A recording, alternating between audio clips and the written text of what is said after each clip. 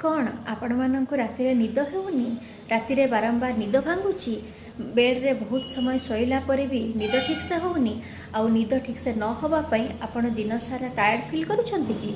नमस्कार, मु doctor Pallavi Panda, homeopathic physician and spiritual healer. आमको जितेबले डीप स्लीप बा गभीर निद्रा हुए ता परदिन सकाळे आम एनर्जेटिक एवं फ्रेश हो उठू, जहाद्वारा आमर काम कर स्पृहा बा आग्रह बढ़ी जाए। आसतु जानिबा किछि टिप्स जहाको आपणे आमे गभीर निद्रा पाई परिबा। प्रथमतः शोइबार 2-3 घंटा पूर्व यथासंभव गैजेट्स जमिति कि टीवी, मोबाइल, लैपटॉप आदि ठारू दूर रुहंतु। से समय आपण भल बही पढ़ी पारे, निज पैशन जहाँ भी रही ताकू आपण करें।